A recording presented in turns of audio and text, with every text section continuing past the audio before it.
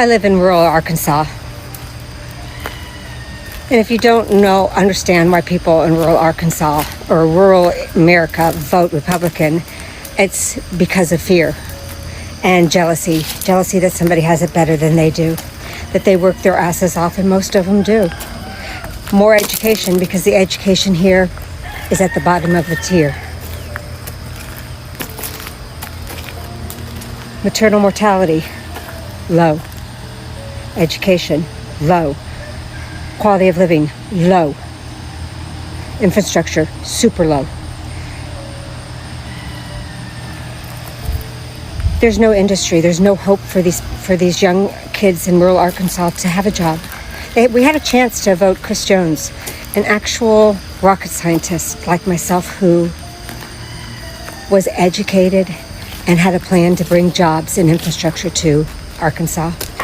But the people I talked to in rural Arkansas will not vote for him because of his color of his skin.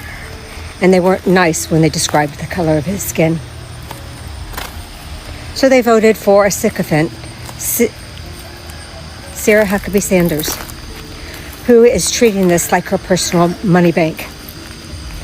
There is no infrastructure here. The roads are shit. You can drive 2 hours. So my closest grocery store, besides Walmart, is 2 hours away. So if I go that 2 hours to go to that grocery store, the roads I have to take are barely have enough room for two people to pass each other. There is no cell phone coverage for over an hour and a half of that ride. And there's no hope to get those roads fixed anytime soon because there's no money. I say that, but lo and behold, what did Sarah do as of July of 2025?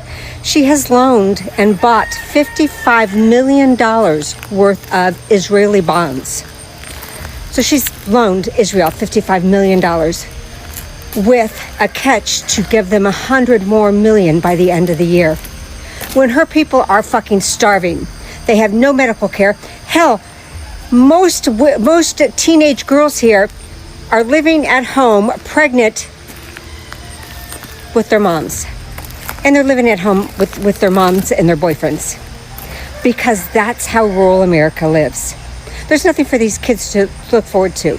So why would they ever vote Republican? Because that's what they're told to do. $150 million would go a long way to feed, get medical attention, and up our so that our children here in Arkansas don't die in infancy and the mothers don't die in childbirth. And that is rural America. Fuck Sarah Huckabee Sanders. She is the worst governor okay, she's second. Our neighbor Texas Abbott is worse, but she's a close second. So I have a quick question, and this is for the white people that are. Why are y'all racist against black people? I really want to know. Like, what is it? What makes y'all hate black people so bad? Hello guys, welcome once again to the channel. I hope wherever you're watching, you're having a great time. Now, one of the reasons why most white MAGA supporters voted for Trump is that he was a person who promised them change. He was a person who embodied a white male person in America.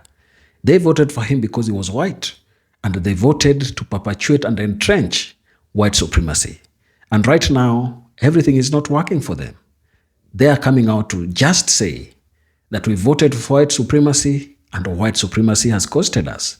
They are saying that their hatred for blacks is not doing them any good and it's time they change. They have made a lot of claims and people have been talking online from different quarters saying that how on earth do white Americans think that just because a presidential candidate has their same skin tone, they have their best interest at heart. I think election of Trump has given many people an answer to this question because it has proven that it doesn't matter the color of the person who has stood to run for an election. You have to have a proper interrogation of their policies. You have to interrogate whether they understand their craft, whether they know what they are proposing, whether they are ready to walk their talk. Remember how Trump said that he's an America First person. This America First idea that he proposed and has been talking about seems not to be working, because how can you explain his bailout that he gave to Argentina? How can you explain him sending out almost all immigrants and leaving American farmers grappling with how to manage farm produce that are rotting in their farms? This really tells you that his policies were not well thought through. If he had thought through the policies, he would have known that there comes a time when he has to let other immigrants work without any challenge, because no white person is ready to go and work in the farms and have these menial jobs well completed. So that is a complaint that many are having. In today's video, we are going to talk about this. Many white Americans are crying and saying our hatred for blacks is costing us. Let's watch this, come back, and share our thoughts in the end. Like they're trying to complain for what they voted for. You lost your job? Oh no, who'd you vote for? You're losing your business? Thoughts and tariffs? Your kid got measles? Oh no, so sad. Bet you're sure trusting them doctors at the hospital now. Oh, your 401k is down? Sorry. Stop eating avocado toast. Oh, you got E. coli? I hope you bought enough toilet paper. Can't afford food and groceries anymore? Well, I guess you're gonna have to go hungry. Oh, the bank ripped you off?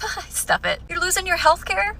Oh no, it's okay. You don't believe in doctors anyway. Your house got destroyed in a tornado or a hurricane because of the climate crisis, and now you can't claim FEMA? Oh no, maybe you should call your senator. Your friends. So all of the pro-Trump farmers are now losing their farms. They don't have any income coming in. They're begging the president to save the farm, as if they didn't prioritize white supremacy over their economic status. Time and time again, history shows us that white people rather be superior to minorities, but poor.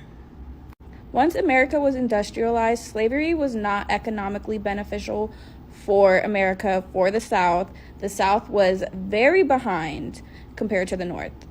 These people were content with being poor as long as they could be superior than black people, as long as they could be racist.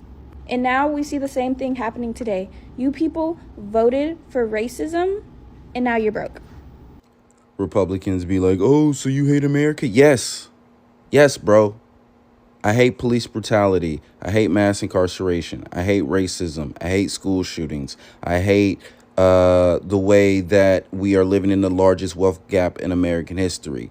I hate the capitalistic, the individualistic, the narcissistic culture. I hate the culture wars, the gender wars. I hate the way that people can't provide for their families. I hate the way that meaning has been stripped from American culture and put behind a paywall. Yes, bro, I hate the way that this country is. Yes, that is you guys' fucking problem. You don't hate this shit enough. You don't hate it enough, which means you don't stand for anything. I hate the way that Americans have no conviction. All you got are memes and jokes online. Americans ain't gonna die for shit. The only people dying for shit in America are the children. I hate that. Yes, I hate America. I hate this narcissist America first. For what? We're a disgusting group of human beings on planet. We're the most disgusting group of human beings on planet Earth. We're hypocrites. We'll say free Gaza out of one side of our mouth while funding Israel out the other side of our mouth. Yes, I hate this place. Yes. And I seek to change it 100%. Why is no one talking about how serious the cost of living actually is? So we pay like a really cheap amount of rent compared to like all the other rent I see. And we're a family of 6. We pay $9.50 rent. That's cheap. We're in Missouri. It's like not some nice new place or anything. It was actually built in 1890. My husband is working 3 jobs right now. We buy absolutely nothing that we don't need. And we actually go without a lot of things that we actually do need. I feel like if you're able to do anything that's not just surviving, then you got it good. I feel so sad that I didn't appreciate the times where we were able to actually have fun at this point. So much has changed in the past few years. Like, what? I just really, really want to know. How is everyone surviving? Is everyone working like 24/7? Because that's what my husband does, and I'm just home with my little kids all the time. It's kind of like depressing that we're never together as a family, so I don't know. I hope one day we can be, but it sucks. I've noticed people don't like to talk about money nowadays, or even back in the day, it's a very taboo topic to talk about. But I think we need to start normalizing talking about it, and especially now with everything being so expensive. I'm going to break down the bills that I have. I'm making more money than I've ever made in my adult life right now. And this is the first time that I've had to budget. And you can say you're spoiled, whatever. I've just done well, and my husband does well. We don't live in a grandiose house. We live in a nice house, yes. We live in a very nice city, yes. But let's break down some of the bills. Let's just be completely transparent. So, first bill is the mortgage. My mortgage is almost $3,300 a month. The second bill, my biggest bill, is my daughter's school. That's almost $24,000 a year. The third biggest bill would be my utility bill. Apparently, we had a toilet running, and so last month, our water bill, I think I made a video about it, was $514. So I had to pay that. They wouldn't do anything about it. They said the water had to go somewhere. We had somebody come out and check for any type of leak. There was no leak. We were forced to pay that on top of the regular water bill, which is usually $90 a month. Then you have your electricity bill, and that's usually around $130 a month. Then you have car payments. My husband's car is paid off, and my car now, my new one that I got, is about $300 a month, which is not a lot, I know. But then you have insurance. Our insurance is about $300 every single month. And what else? Extracurricular activities for my daughter, a couple $100s a month. Our grocery bill, we don't do like large hauls. We go like every couple days and get stuff, and I never had to budget it. We would just always go and buy it. And I broke it down this month, and we spend about $800 a month on groceries because we don't eat out and we make everything at home. And then we obviously have my housekeeper every week. That's $150 a month. So that's what, $600 a month.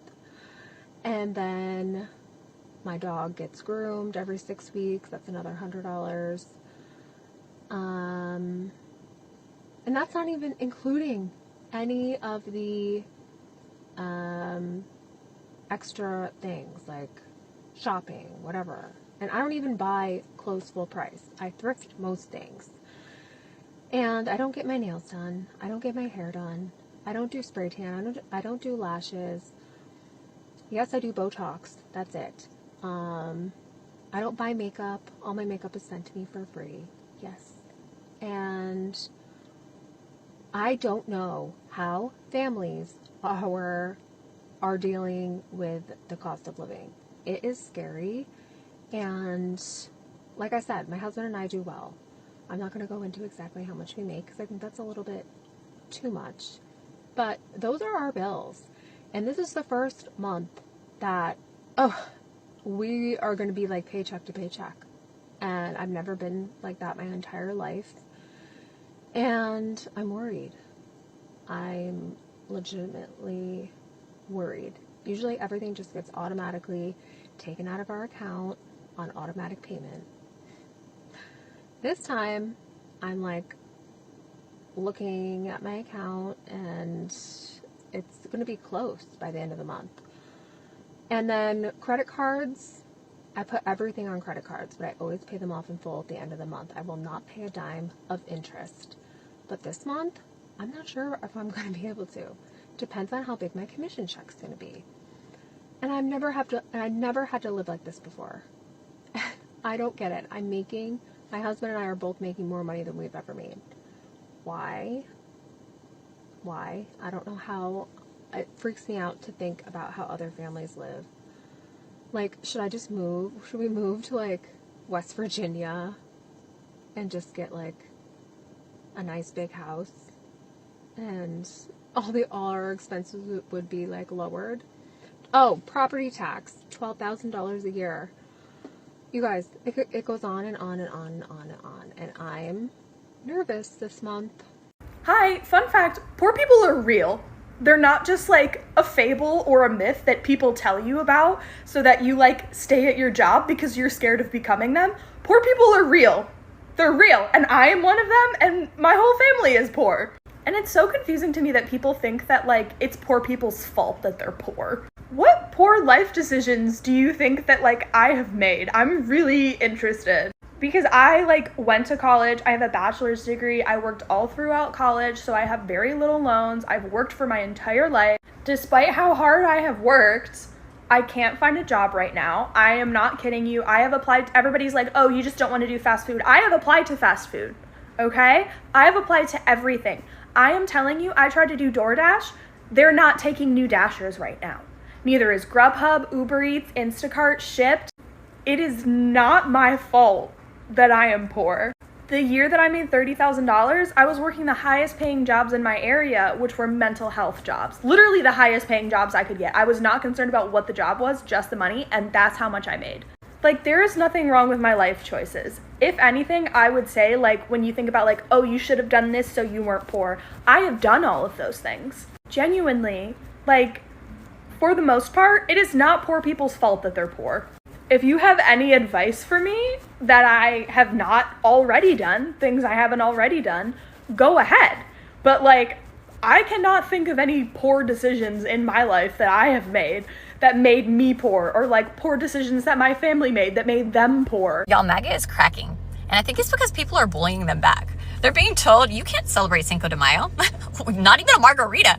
You cannot go to Mexico. You are uninvited permanently. They're being told that their makeup is ugly in every video because it's like they're trying to complain for what they voted for. You lost your job. Oh no, who'd you vote for? You're losing your business. Thoughts and tariffs. Your kid got measles. Oh no, so sad. Bet you're sure trusting them doctors at the hospital now. Oh, your 401k's down. Sorry. Stop eating avocado toast. Oh, you got E. coli. I hope you bought enough toilet paper. Can't afford food and groceries anymore. Well, I guess you're gonna have to go hungry. Oh, the bank ripped you off. Stuff it. You're losing your health care? Oh no, it's okay. You don't believe in doctors anyway. Your house got destroyed in a tornado or a hurricane because of the climate crisis, and now you can't claim FEMA? Oh no.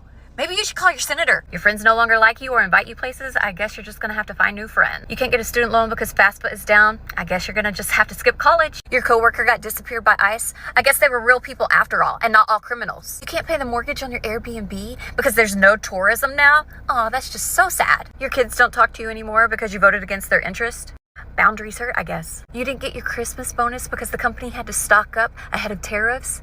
Guys, maybe you should have thought about these things 6 months ago when the man told you exactly what he was going to do. What he was running on was tariffs and hatred. Think an apology is going to fix anything at this point? No. You can take down your MAGA flag. You can tell people you regret your vote because somehow you're personally affected now. The reality is we know as soon as he's gone, because he will be gone in the next several months because he's got late stage dementia. It's so obviously painfully clear. You're going to vote for the next dumb liar to take his place. So we don't want to hear you complaining. Thoughts and tariffs to you. I just gotta know, like how y'all doing? How are y'all surviving? It's getting rough out here. I'm just looking at my utility bills for the month. $412 electric bill. Almost $250 gas bill. That one was actually cheaper than it had been. My water bill's on the way. It'll at least be $300 to $350. House payment, car insurance, cell phones, Wi-Fi. The price of food. Just went grocery shopping, $550 for hopefully 2 weeks, but it never lasts 2 weeks. I'll be back at the store multiple times for snacks for the kids, lunches, fruit, milk. And then let's not talk about when you need the other stuff like toilet paper, paper towels, body wash, shampoo, $150. by the time you get all that. Cleaning supplies.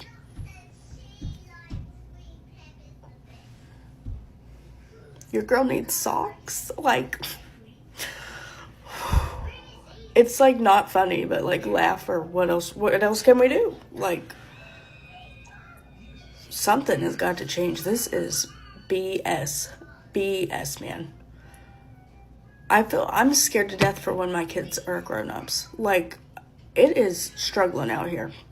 The thing that's really getting to me about all these farmers asking for a bailout right now is that they don't believe in student loan forgiveness because they think that's a personal issue and that's a matter of personal responsibility, and they don't want to pay for somebody else's financial decisions. And if you don't understand just how ridiculous that is, let me break it down for you. In the 1980s, Ronald Reagan decided to gut the Department of Education and deregulate absolutely everything. And since then, we have seen the cost of a 4-year college degree go up by 400%. At the same time, pretty much every job is requiring you to have a college degree, and that is due, in part, to the fact that a lot of these colleges and universities are acting as investment banks into these major corporations, and so these companies are getting back-end investments from the very colleges and universities they're requiring their employees to go to. And instead of dealing with absolutely any of that, we've just been encouraging 17-year-olds to sign on the dotted line for some of the most predatory loans available in this country, and we say, oh, don't worry about it. You'll be able to get a job that pays you well enough to pay back these loans. It's no big deal. But because of the sheer stupidity of the Republican Party and Reaganomics, wages have completely stagnated. 60 to 70% of Americans are living paycheck to paycheck. The Republican Party, since the end of the Cold War, has only created 1 million jobs. We have now reached a point where there are more people looking for a job than there are jobs available. And so when all of our doctors and nurses and pharmacists and lawyers and teachers and social workers and engineers and architects and software developers all say, hey, I feel like you lied to me. I feel like, you told me that I would be able to pay back these loans. These loans are really predatory. I feel like you told me that my wages would be higher. They're not. Can I get some sort of assistance? Can I get like some interest-free loans or something like that? We all get told, fuck you. Fuck you, we can't pay for student loan forgiveness. That's a you problem. Oh, by the way, we also need to bail out the farmers. Why do we need to bail out the farmers? Oh yeah, because they, individually, decided to walk into a polling booth and vote to take away their own contracts with USAID. They, knowingly and willingly, walked into a polling booth and voted for a man that had bankrupted them before. So we need to deal with that problem first. Yours is actually just a matter of personal responsibility, though, so you take care of that on your... White people, answer this for me. What is the obsession with us? Y'all don't like us. You don't respect us. No matter what we do, y'all feel that we're lazy. You feel that we are savages. You think that we are the absolute worst. But y'all can't stop thinking about us. You can't. That's an obsession. That's an obsession. Even if we move away and we do our own thing, that's still not enough for y'all, because y'all still are going to come and bother us. It's like, I have to fuck with y'all. And I was watching a video of this guy, and he was saying, it need to be studied. For white people that don't like black people, y'all need to be studied. Because I would just like to know, honestly, and just hear me. I would honestly like to know, what is the problem? How come you don't like black people who've never done anything to you?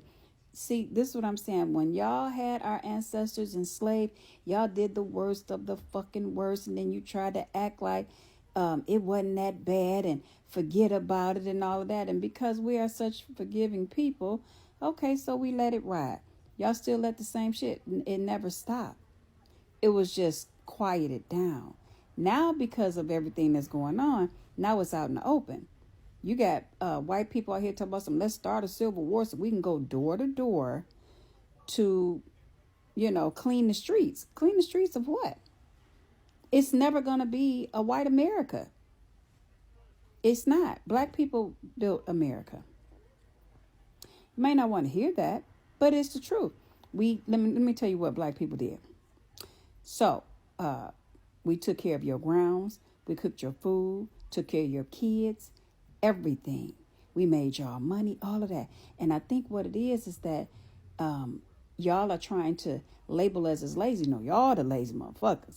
Because y'all couldn't even do the simplest shit as taking care of your own children.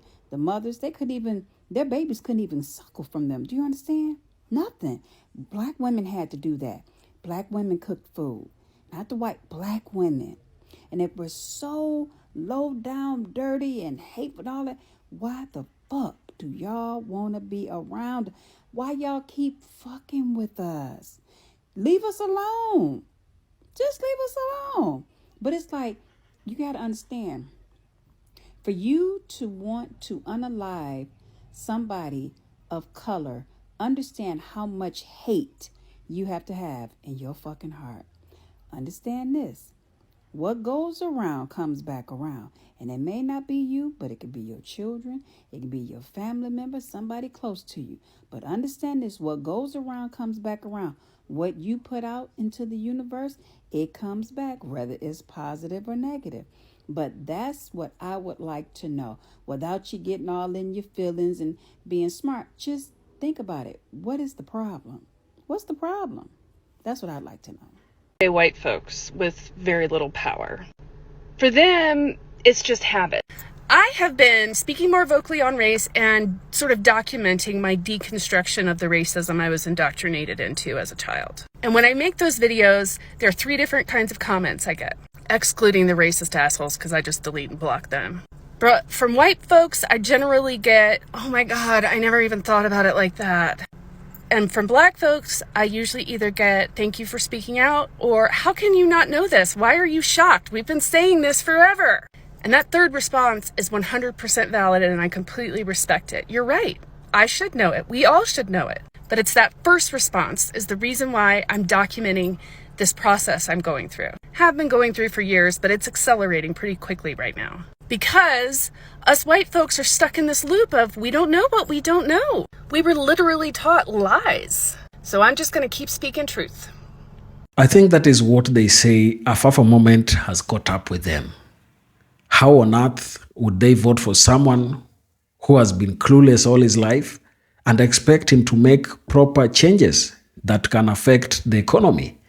I don't think Trump was going to do anything that was going to be much different from what he did after he won his 2016 elections. In the wake of Donald Trump's 2024 victory, white MAGA supporters who fueled their ballots with anti-black rhetoric found their economic grievances unmet. As promised, tariffs and deportation spiked inflation and labor shortages in low-wage sectors. Their hatred channeled through support for white supremacist policies like dismantling DEI initiatives eroded alliances with black workers who once bolstered union drives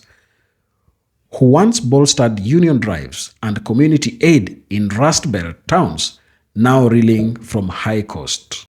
As federal cuts to social programs deepened under Trump's retribution-focused agenda, white Trump voters in Appalachia and the Midwest turned to black-led mutual aid networks for food banks and emergency funds, only to face cold shoulders from communities long demonized by MAGA's Great Replacement lies.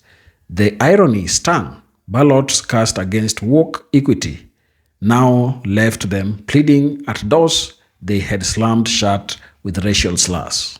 Trump's embrace of far-right extremists, including pardons for January 6 Proud Boys, emboldened white nationalist vigilantes who targeted shared public spaces, turning one bipartisan effort against urban crime into isolated struggles.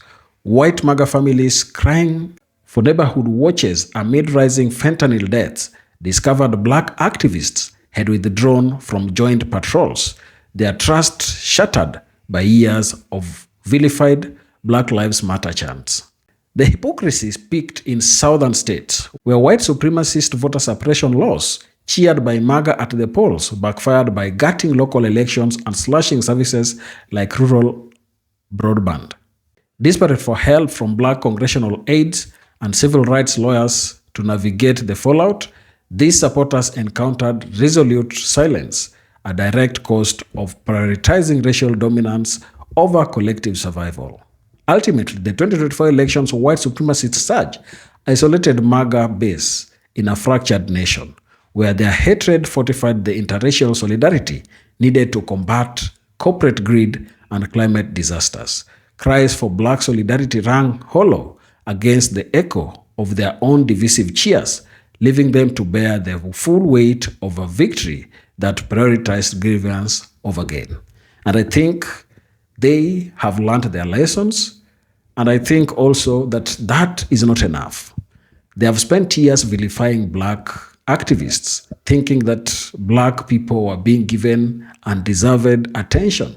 They were thinking that blacks who were getting some bailouts, some DEI jobs, were being given undeserved jobs. Yet you realize that these jobs also favored many white people. At the moment when Trump cut these DEI jobs, there are also whites who lost their jobs, and therefore they are realizing that this does not only affect the blacks that they want to affect, but it also affects them. This is what they have to learn, and they're learning it the hard way. Share your thoughts down in the comment section, and if you're watching us for the first time, please remember to subscribe to the channel, like the video, and share. Thank you, and let's meet on the next one.